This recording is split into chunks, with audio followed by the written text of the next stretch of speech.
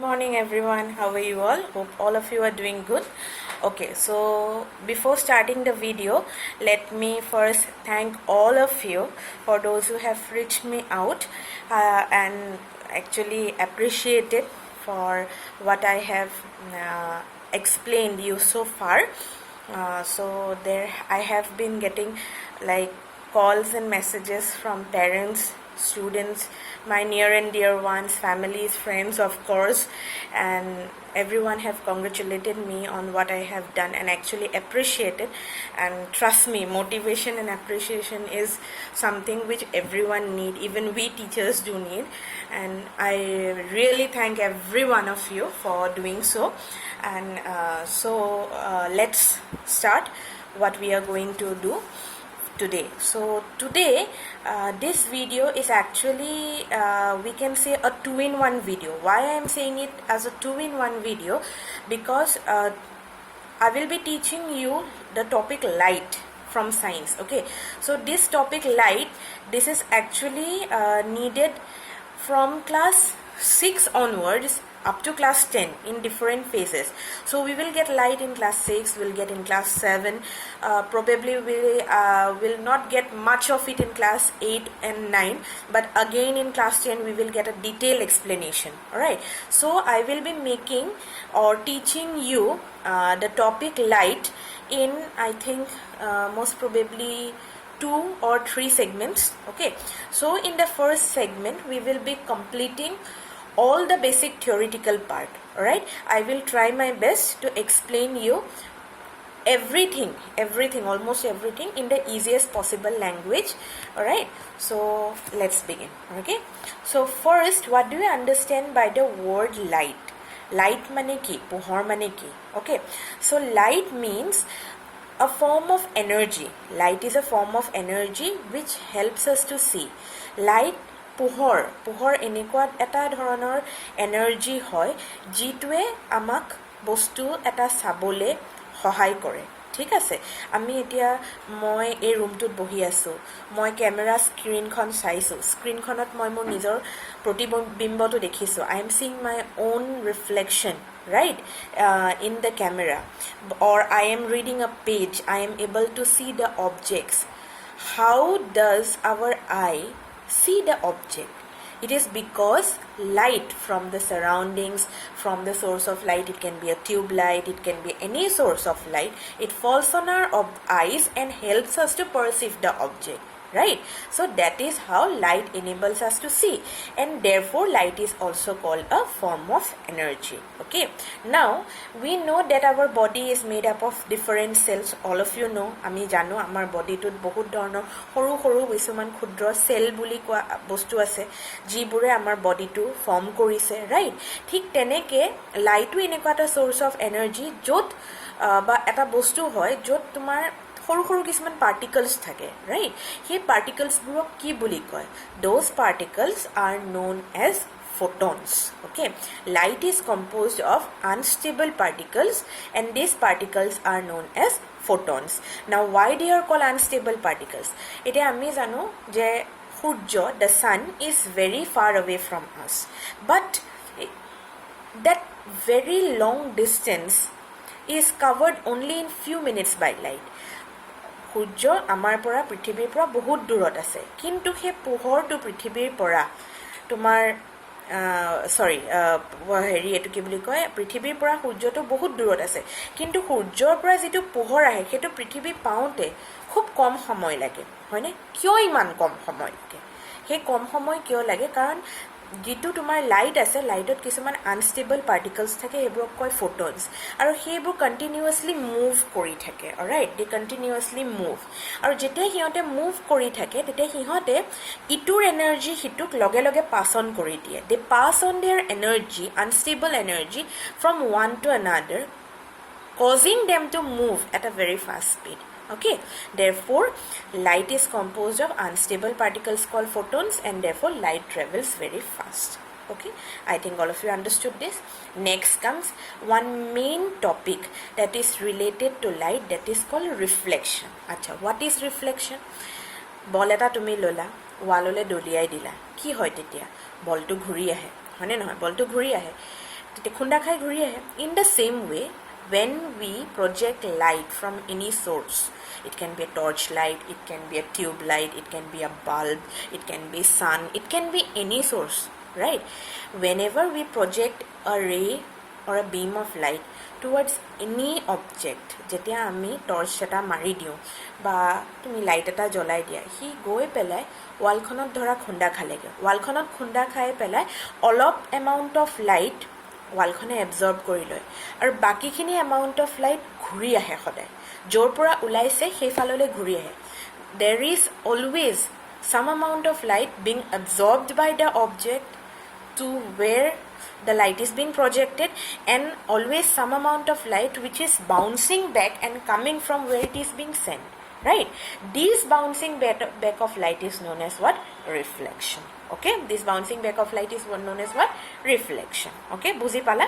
Light যেটো ৰাস্তাৰে যায় খুন্দা খাই পেলাই যেতিয়া আকৌ ঘূৰি আহে হেতুক ৰিফ্লেকশ্যন বুলি কয়. Great. Okay, now reflection have two laws. What are the two laws of reflection? Let us see. First law is the incident ray, the normal and the reflected ray lie on the same plane. Acha, incident ray mane ki moi torch eta lolu, টৰ্চটোৰ পৰা light ৰেডাল মই ৱালখনলৈ মাৰি দিলোঁ বা তোমাৰ গালৈ মাৰি দিলোঁ হ'ল. যেতিয়া মই মাৰি দিলোঁ টৰ্চটোৰ পৰা বা তোমাৰ বাল্বটোৰ পৰা যিডাল ৰে ওলাই যাব, চ'ৰ্চৰ পৰা যিডাল ৰে ওলাই যায়, that is known as incident ray. Okay, তাৰপিছত next what comes normal. Normal মানে কি? তোমাৰ মিৰৰ এখন মই ল'লোঁ ধৰি লোৱা, সেই মিৰৰখনত যেতিয়া তোমাৰ যোনটো পইণ্টত ইনচিডেণ্ট ৰেডাল পৰেগে, the point at which the incident ray strikes the mirror, at that point we draw a perpendicular. Now tumaloke all of you have studied maths, right? And all of you know what is a perpendicular. A perpendicular is a line drawn at 90 degree. Yes, exactly, it is drawn at 90 degree with the help of a protector. So the point at which the incident ray strikes the mirror, at that point you need to draw a 90 degree line. Okay, and that is known as what? That 90 degree line is known as the normal. Okay, if you go through my previous videos, there are some more videos you can see. So there I have shown you in a diagram what actually a normal is, a incident ray is, and a reflected ray is. Okay, and after the incident ray strikes the mirror, a ray will emerge out, ulai jabo. That ray is known as what? That ray is known as your reflected ray. Okay, so this incident ray, reflected ray and the normal all have to lie in one same plane. Okay, all have to lie in one same plane. Not ekeloge eta plane ote exist koribo lagibo. Okay, great. Now after that what you will come to know as the second law. Etia normal dalor logot jitu incident ray angle bonale, that is known as angle I. Okay, aru normal dalor logot jitu reflected ray angle bonale hetuk koy angle R. The angle I and the angle R have to be always equal. Okay, angle I and angle R have always to be equal. Okay, so the laws of reflection, how do we state it? Laws of reflection can be stated as the incident ray, the normal and the reflected ray have to always fall on the or lie on the same plane. And the second law, angle I should always be equal to angle R. Okay, laws of reflection have a diagram of a plane mirror bearing the two incident ray and the reflected ray along with the normal in the middle. Whenever you write the laws of reflection, it is very, very necessary that you have to put that diagram. Okay, gone. Laws of reflection gone.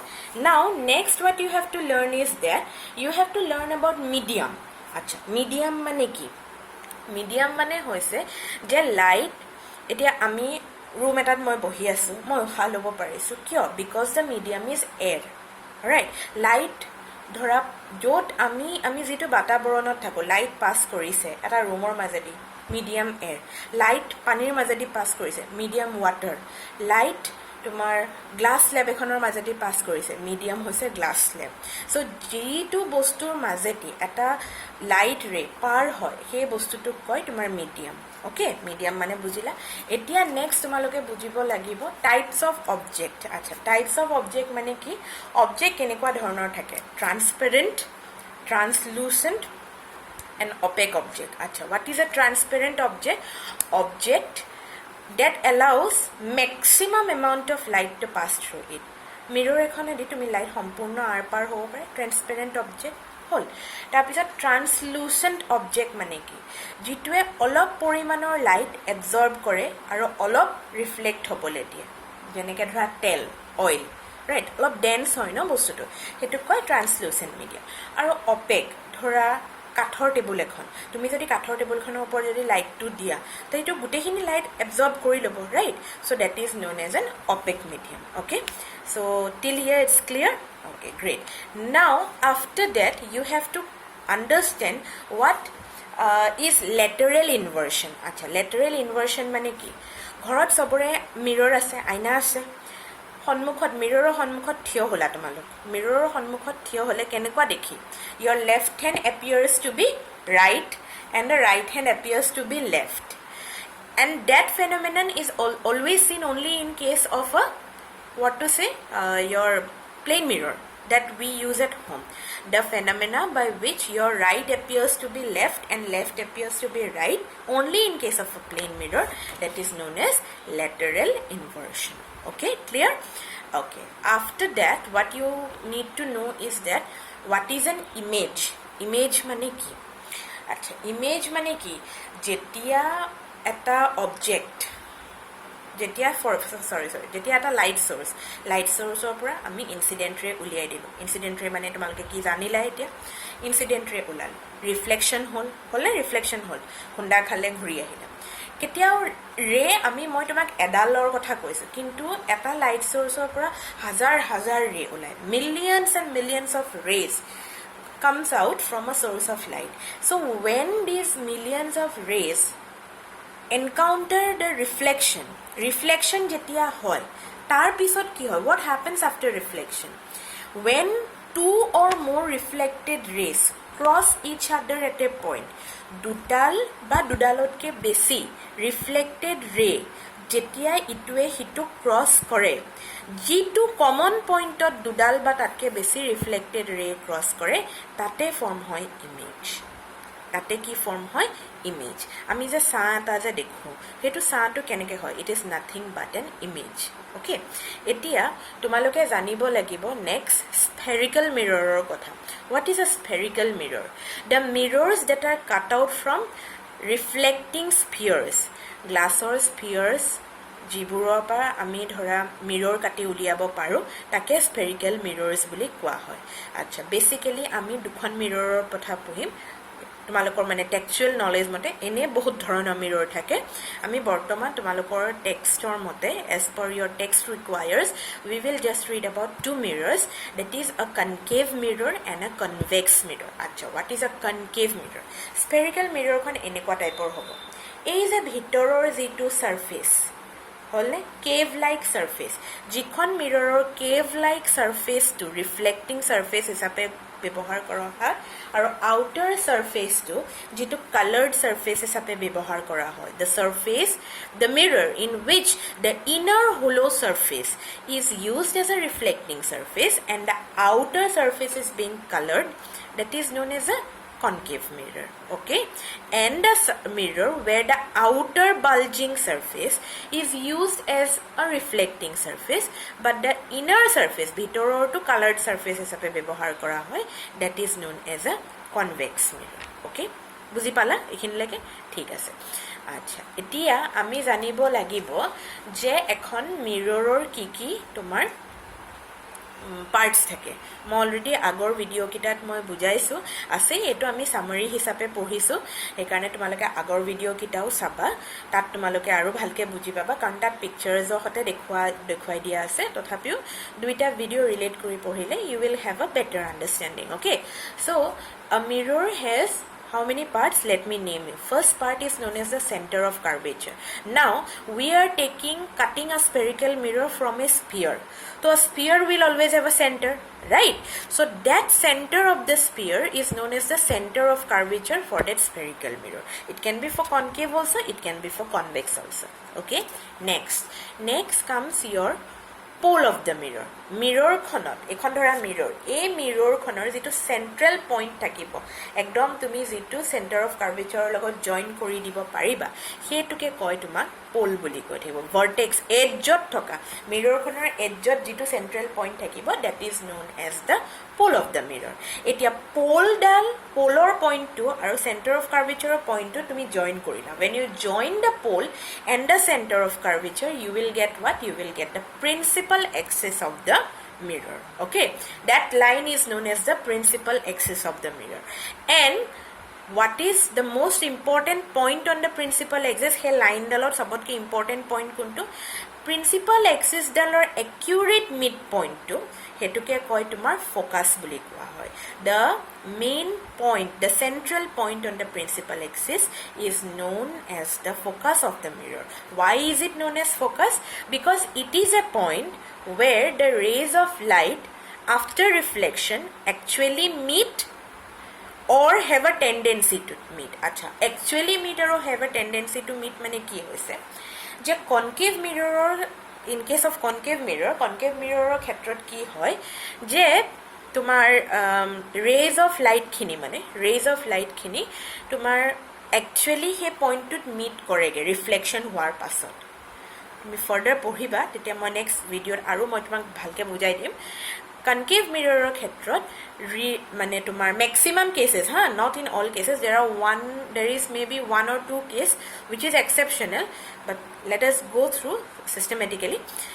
When the rays of light after getting reflected in a concave mirror, they actually meet at a point. Right, they actually have a tendency of meeting at a point, and so that point is known as focus. Converge kore at a point, converging mirror, concave mirror or converging mirror boli koa. Converger meaning to ki at a point goi meet hua. Okay, but in case of convex mirror, rays after reflection they diverge, city ki jai ifale hifale. Tar pisot tumaloke kitab khon jodi tumaloke textbook khon mela tumaloke dekhiba dotted lines kisuman di pelai join kori dia hoy. পিছফালে on colored surface mirror khonor এফালে reflecting surface ইফাইডে gray হিসাবে তোমালক কিতাপত দিয়া আছে বা we shade it, right? So that is known as the colored surface. তো হে colored surface or পিছফালে যিখিনি দিয়া হৈছে, okay, so that is known as what? That type of তাত যদি হেফালে গৈ পেলাই চিটিকি পৰেগে rays of light খিনি, then what happens? We have to make dotted lines. We have to produce the dotted lines so that it appears that the rays are appearing to diverge from that point. Okay, tar mane asolote tat milage nai, ami jodi extend koru tete ami dekha pam je he point tut goi pelai milege. He karne focus, principal focus or definition to ami he kan teneke likho that is a point in the principal on the principal axis in which rays of light after reflection actually meets at a point or have a tendency to diverge from that point. Okay, ekita hoise different parts of spherical mirror. Tumaloke images maneo ki janila, moi tumalok images mane ki kolo reflected rays dudal ba dudalotke beshi jetia meet kore tetia hetuk tumalokor ki boli koy image boli koa hoy. Okay, great. Tar pisot eta kotha hoise je reflected rays ot tumar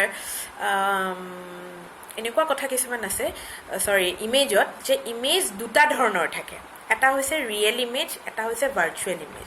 real image মানে কি? তোমালোকে যেতিয়া কিতাপত ৰে diagram দেখিবা, whenever you will see ray diagrams in your book, alright, whenever you will see ray diagrams in your book, you will see that there are certain diagrams where the images you are drawing, images are generally arrows where the arrowhead is down.